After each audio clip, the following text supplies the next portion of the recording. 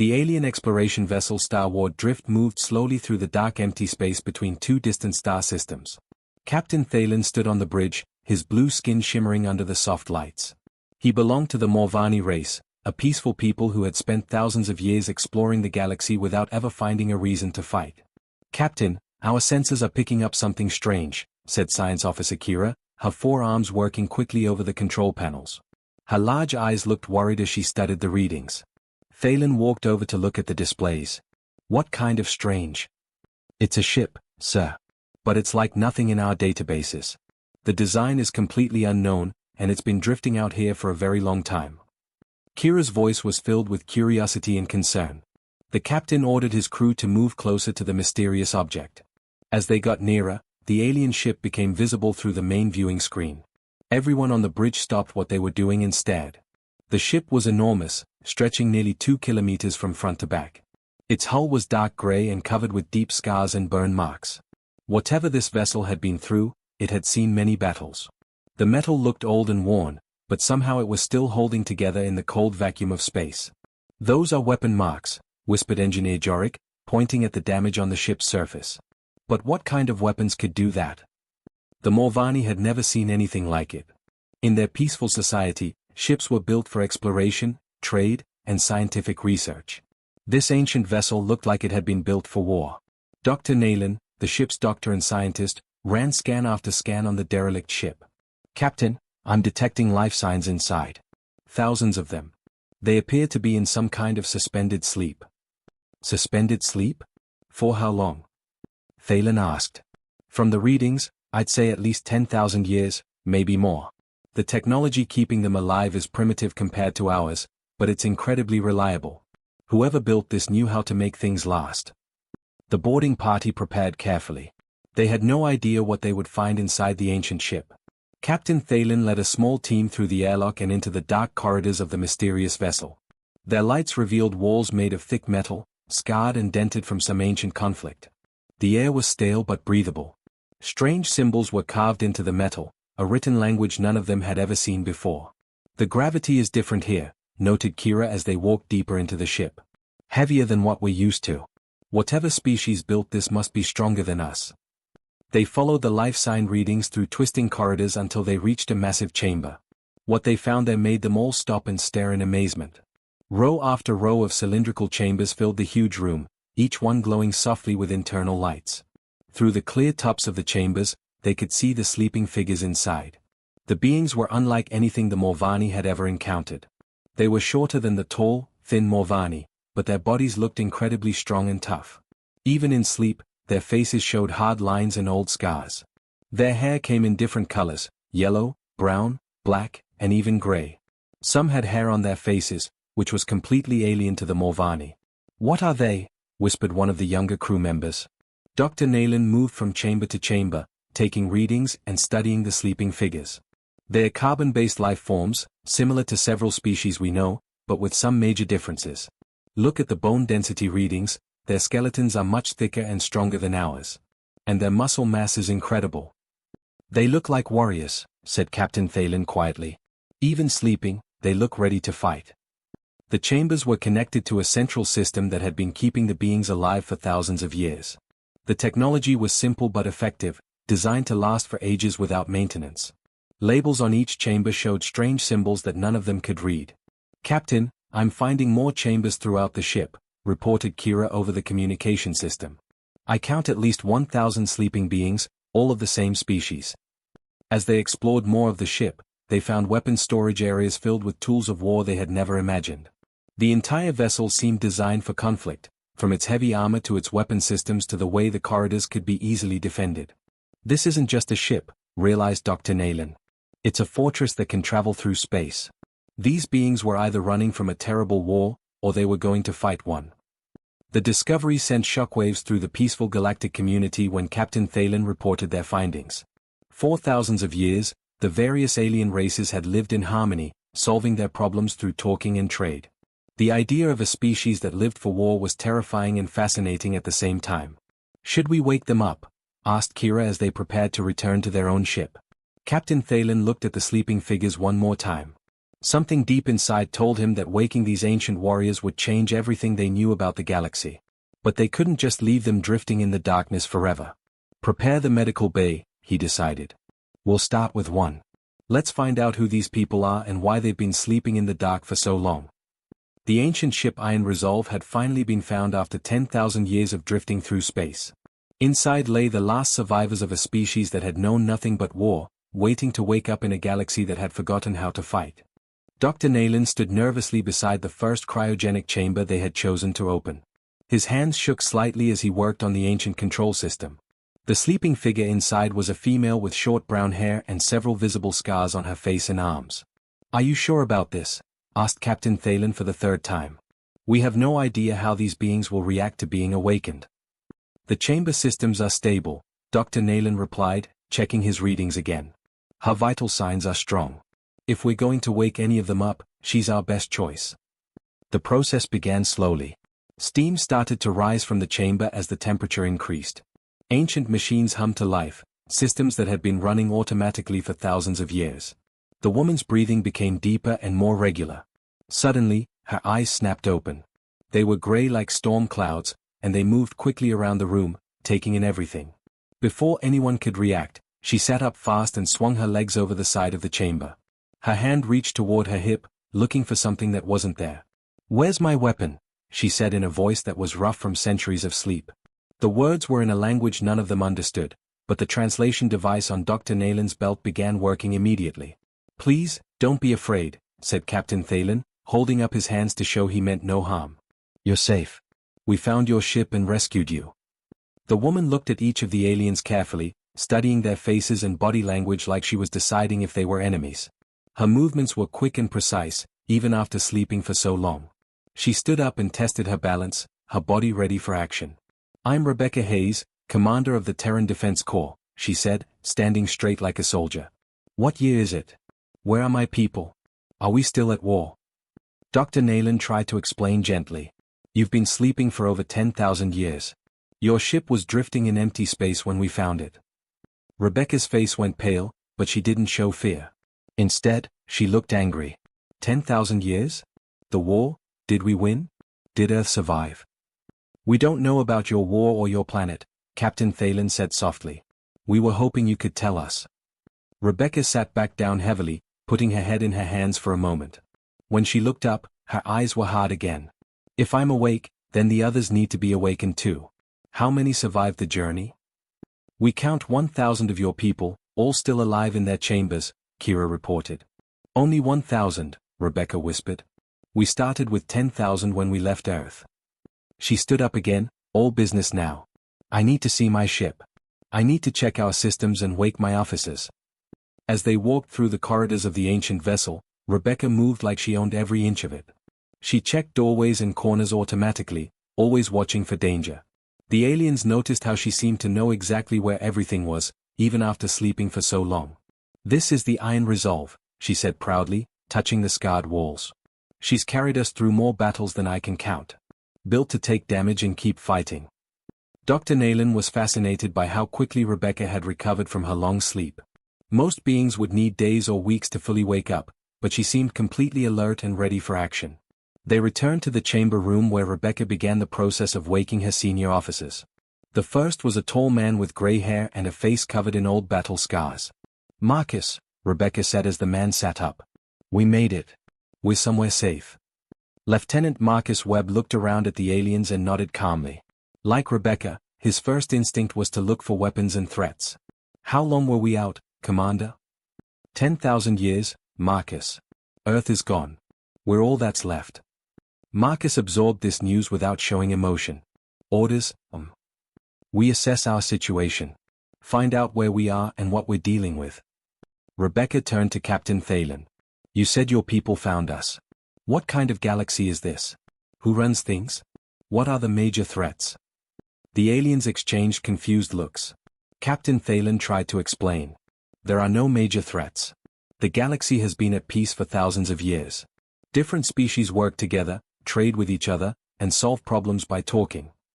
Rebecca stared at him like he had said something impossible. "Peace? For thousands of years? That's not possible." Someone has to be preparing for war. Someone always wants what others have. As more humans were awakened, soldiers like Diana Mills, James Carter, and Tom Bradley, the cultural differences became more obvious. Each human woke up ready to fight, looking for enemies and weapons.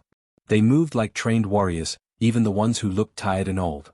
"You don't understand," Rebecca explained to Dr. Nayland as they watched her people organize themselves into military units automatically. "We've been fighting for so long that peace feels wrong to us. We were born during the War of Ashes. We grew up in bunkers and battlefields. Fighting is all we know." The humans began checking their ship systems and weapons, preparing for battles that might never come. They couldn't believe that the galaxy was truly peaceful. In their experience, peace was just the quiet time between wars. "What happened to Earth?" asked Captain Thalen gently. Rebecca's face became sad for the first time. "The machines came. We called them the Devourers. They turned our world into a graveyard and chased us to the stars. We fought them for centuries, but there were always more of them." Dr. Nayland felt cold fear run through his body. "These machines, are they still out there?" Rebecca looked at him with grim certainty. "Machines like that don't just stop. They keep going until everything alive is dead. If we're awake, then they're probably still hunting." The meeting room aboard the Starboard Drift had never seen anything like this before. Commander Rebecca Hayes sat across from Captain Thalen, but she wasn't relaxed like most visitors. Her eyes constantly moved around the room, checking exits and looking for anything that could be used as a weapon. Even sitting down, she looked ready to jump into action. "Tell me about your military forces," Rebecca said, getting straight to business. "How many ships do you have? What kind of weapons? How do you organize your defense fleets?" Captain Thalen looked confused. "We don't have military forces. We have exploration ships and cargo vessels, but no weapons." Rebecca stared at him like he had said something crazy. "No weapons? How do you protect yourselves? How do you fight your enemies?" "We don't have enemies," Kira explained gently. "When we disagree with other species, we talk about it.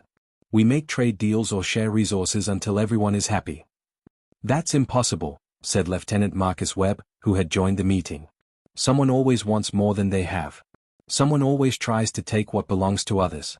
You can't just talk your way out of every problem." Dr. Nayland tried to show them how galactic society worked. He brought up holographic displays of peaceful trade stations and diplomatic meetings between different alien species. The humans watched with growing disbelief. "Look at this space station," Rebecca pointed at one of the images. "No shields, no defensive weapons, no guard ships. Any small fleet could destroy it in minutes." "Why would anyone want to destroy it?" asked Captain Thalen. "It's a place where people meet to trade goods and share knowledge." "Because destroying it would hurt your economy and show other species that you're weak," Rebecca explained like she was talking to a child. "It's basic military strategy." The cultural differences became even more obvious when Sergeant Tom Bradley demonstrated human combat training to a group of curious Morvani crew members. The aliens watched in shock as he showed them how to fight with their hands, how to use common objects as weapons, and how to defend themselves in small spaces. "This is horrible," whispered one of the young Morvani engineers. "Why would anyone want to hurt another person like this?" Tom looked genuinely confused by the question. "Because sometimes people try to hurt you first. If you can't fight back, you die. It's that simple." Dr. Nayland became fascinated by the physical differences he found when examining the humans. Their bodies were built for war in ways the peaceful aliens couldn't understand. Their bones were much thicker and stronger than normal. Their muscles were dense and powerful. Their reflexes were incredibly fast. "Look at these scars," he said to his medical team while examining Rebecca's arms. "These aren't from accidents. These are from weapons and fighting. Some of them look like they were treated in the middle of battle." "We call them service marks," Rebecca said proudly. "Each one is a story. This one is from when the Devourers attacked our medical station on Mars. This one is from the siege of Europa. This one happened when I was 16, during my first real battle." "You were fighting when you were 16? Dr. Nayland asked in horror. "Everyone fought. Children, elderly people, anyone who could hold a weapon. The Devourers didn't care how old you were when they killed you." Lieutenant Anna Foster tried to explain human military thinking to Captain Thalen, but the concepts were too alien for him to understand. She talked about things like acceptable losses, strategic sacrifices, and fighting retreats. To the Morvani, the idea of deliberately letting some people die to save others was unthinkable. You sacrificed 3 ships to save 1? Captain Thalen asked, trying to understand a battle story Anna was telling. The one ship was carrying medical supplies that could save thousands of people, Anna explained. 3 ships and their crews were a fair trade for thousands of lives. It was good mathematics. But those crew members had families, friends, dreams, Captain Thalen said sadly. How could you just decide they were worth less than other people? Anna looked at him with pity. In war, you don't have the luxury of saving everyone. You make the hard choices so that some people can survive. If you try to save everyone, everyone dies. The humans automatically turned every conversation into a military briefing. When Dr. Nayland showed them the medical bay, Captain Patricia Stone immediately started talking about how it could be converted into a field hospital for wounded soldiers. When Engineer Jorick gave them a tour of the engine room, Sergeant Diana Mills pointed out which systems were most vulnerable to attack. Everything you've built is so fragile, Rebecca observed after seeing the ship's design. Beautiful, but fragile. One small explosion in the right place could disable this entire vessel. We've never needed to worry about explosions, Captain Thalen explained. Our ships are built for comfort and efficiency, not for fighting. That's your first mistake, Marcus said seriously. Every ship should be able to defend itself. Every person should know how to fight. Peace doesn't last forever. The humans began organizing themselves into military units even though there was no enemy to fight. They established guard rotations, weapons inventories, and defensive positions throughout both ships. They couldn't help themselves, it was what they knew how to do. Why do you keep preparing for war when there is no war? Asked Kira. Rebecca looked at her with sad understanding. Because we've learned that peace is just the time between battles. While you're relaxing and enjoying life, your enemies are getting stronger and planning their attack. The species that forgets how to fight is the species that dies when the fighting starts. The aliens began to realize they hadn't rescued refugees or explorers. They had awakened a species that had been shaped by thousands of years of constant warfare, people who couldn't imagine a world without enemies and violence. The question now was whether the humans were right to be so suspicious of the peaceful galaxy around them. Something was wrong with the ancient human ship. Deep in the Iron Resolve, systems that had been silent for 10,000 years suddenly came to life. Warning lights that hadn't blinked since Earth died began flashing red throughout the corridors. Commander Rebecca Hayes was in the middle of explaining human battle tactics to Captain Thalen when alarms started screaming. Her face went completely white as she heard the sound. She ran toward the bridge faster than the aliens thought possible. No, no, no, she whispered, checking the control panels with desperate fingers. Please tell me the beacon system didn't activate. Lieutenant Marcus Webb arrived right behind her, along with several other human officers. They all looked terrified for the first time since waking up. Marcus checked the readings and his shoulders slumped in defeat. The resurrection protocols activated the emergency beacons, he reported in a dead voice. Full spectrum broadcast, maximum power. The signal has been transmitting for 6 hours. Captain Thalen and his crew watched in confusion as the normally calm humans began running around like their ship was on fire. What's happening? What do these beacons do? Rebecca turned to face him with eyes full of fear and anger. They call for help. But they also tell our enemies exactly where we are. Your enemies from 10,000 years ago? Dr. Nayland asked. Surely they must be dead by now. The Devourers don't die, Rebecca said grimly. They're machines. They keep going and going until everything alive in the galaxy is destroyed. And now they know we're here. The humans immediately shifted into full military mode. Sergeant Tom Bradley started checking weapon systems that hadn't been used in centuries. Captain Patricia Stone began calculating escape routes and defensive positions. Lieutenant Anna Foster started preparing battle damage reports before any battle had even begun. You need to evacuate this sector immediately, Rebecca told Captain Thalen urgently. Get every civilian ship as far away from here as possible. The Devourers will follow our signal, and they'll destroy anything alive they find. How long do we have? Captain Thalen asked, finally understanding the danger. Days, maybe weeks. Depends how far away their nearest scout ships are. Rebecca was already planning their defense. Marcus, get our people ready for battle. Anna, check our ammunition supplies. Tom, see if any of our main weapons still work. Dr. Nayland couldn't believe what he was hearing. But surely we can negotiate with these machines. Every intelligent species can be reasoned with. The humans all looked at him with pity. The Devourers aren't intelligent like you think of intelligence, Rebecca explained. They're programmed for one thing only, killing every living creature in the universe. They don't talk, they don't negotiate, they don't show mercy. They just kill. Within 2 days, the first reports came in. Ships on the edge of the star system had detected strange objects moving through space. The objects were perfectly geometric, made of dark metal, and they destroyed every living thing they encountered. Captain Thalen watched the tactical displays in horror as entire space stations were wiped out in seconds. Their weapons are incredible. Our shields don't even slow them down. Your shields are designed to protect against accidents and space debris, Colonel David Nash explained. He was the senior human military officer who had been awakened when the crisis began. The Devourers build weapons specifically to kill. There's a big difference. The peaceful galactic civilizations tried everything they knew to stop the advance. They sent diplomatic messages that were ignored. They offered trade and resources that meant nothing to machines. They tried to jam the Devourer communication systems, but the machines didn't need to communicate. Watch how they move, Rebecca pointed at the enemy formations on the screen. Perfect coordination, no wasted motion, no mistakes.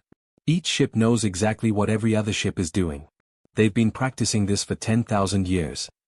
The aliens watched in disbelief as their most advanced warships, vessels designed for exploration that had been quickly fitted with weapons, were destroyed effortlessly by the dark enemy fleet.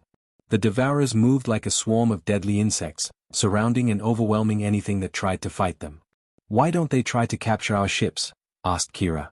Why do they just destroy everything? Because they don't need anything from you, Marcus answered. They don't need your technology, your resources, or your knowledge. The only thing they want is for you to stop existing.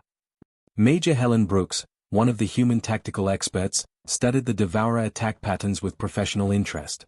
They're using the same strategies they used against us 10,000 years ago.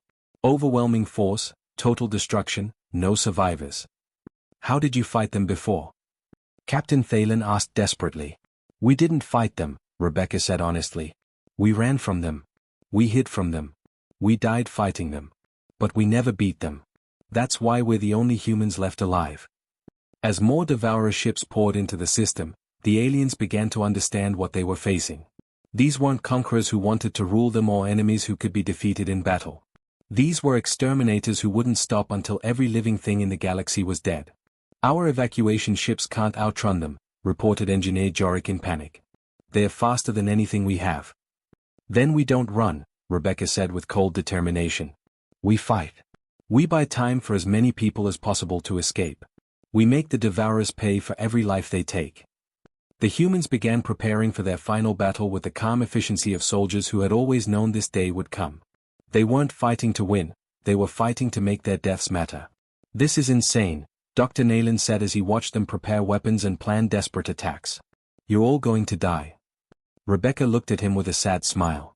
We've been dying for 10,000 years, Doctor. The only question is whether our deaths will mean something. The dark ships were coming, and the galaxy's age of peace was about to end in fire and death. The Devourer fleet filled the darkness of space like a plague of metal locusts.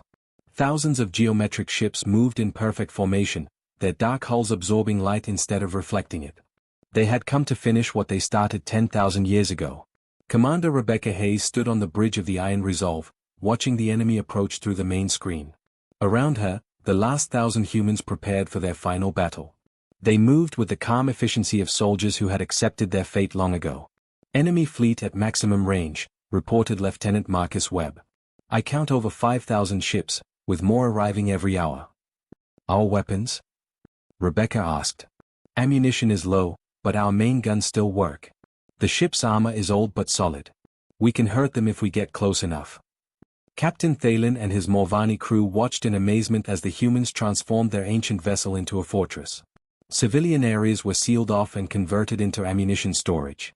Medical bays became repair stations. Even the sleeping chambers were rigged with explosives in case the ship was boarded. This is madness, Dr. Nayland said as he watched Sergeant Tom Bradley teach alien crew members how to use emergency weapons. You're outnumbered 5,000 to 1. We've faced worse odds, Rebecca replied calmly. At the Battle of Titan, we were outnumbered 10,000 to 1. We still made them pay. The peaceful alien ships tried to help, but their exploration vessels were destroyed within minutes of engaging the enemy. Their shields collapsed under the Devourer weapons. Their hulls cracked like eggshells. Captain Thalen watched his sister ship explode in a ball of fire and felt sick. Fall back, Rebecca ordered the surviving alien vessels. You can't fight them with those ships. Get the evacuation fleets to safety. That's your job now. What about you? Captain Thalen asked, knowing the answer already. We do what we've always done. We stand between the monsters and the innocent people behind us. We buy time with our lives. The Devourers ignored the fleeing alien ships completely. They had detected the human signals and were focused entirely on destroying the source. To the machines, humans were the greatest threat in the galaxy, not because of their weapons or technology, but because of their refusal to surrender. Major Helen Brooks coordinated the defensive positions as the enemy closed in. Remember, we're not trying to win this fight. We're trying to make it cost them as much as possible. Every second we survive gives more people time to escape. The first wave of Devourer fighters screamed toward the Iron Resolve. The human gunners waited until the last possible moment, then opened fire with weapons that hadn't been used in centuries. Ancient plasma cannons roared to life, sending deadly energy bolts into the enemy formation. Direct hits, shouted Lieutenant Anna Foster from the weapons station. We're cutting through their forward shields. But for every Devourer ship they destroyed, 2 more took its place. The enemy swarmed around the human vessel like angry wasps, their weapons carving deep wounds in the old armor. Colonel David Nash led boarding parties to repel Devourer machines that cut through the hull. The corridors of the Iron Resolve became battlefields as humans fought the invaders with guns, knives, and bare hands when ammunition ran out. Deck 7 is lost, Nash reported over the communication system.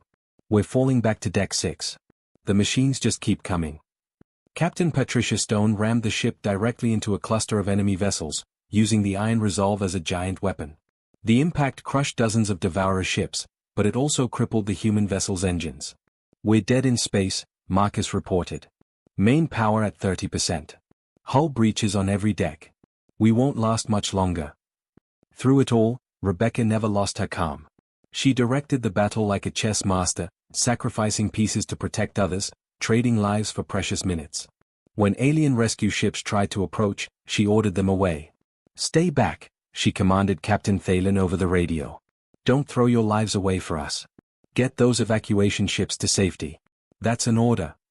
The final assault came as a wave of massive Devourer battleships surrounded the dying human vessel. Their weapons charged up for the killing blow, energy building to levels that would vaporize the Iron Resolve completely. Rebecca looked around at her surviving crew, maybe 50 humans left out of the 1,000 who had awakened. They were wounded, exhausted, and surrounded by enemies, but not one of them showed fear. It's been an honor serving with you, she told them over the ship's communication system. Earth may be gone, but we kept the human spirit alive. We never surrendered. We never gave up. That means something. Sergeant Diana Mills activated the ship's self-destruct sequence. All hands, prepare for final maneuver. We're taking as many of them with us as we can. The Iron Resolve accelerated toward the largest Devourer command ship, its reactor overloading and ready to explode. Ancient engines pushed beyond their limits carried the human warriors toward their final target. For Earth. Rebecca shouted as the ship struck the enemy vessel.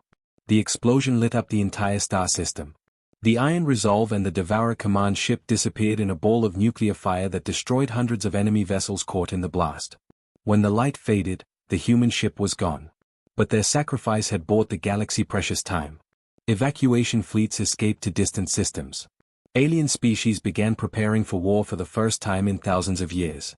The humans had taught them the most important lesson of survival. Sometimes the only way to protect peace is to be willing to die for it. In the wreckage floating through space, alien rescue teams found a single message beacon left by the humans.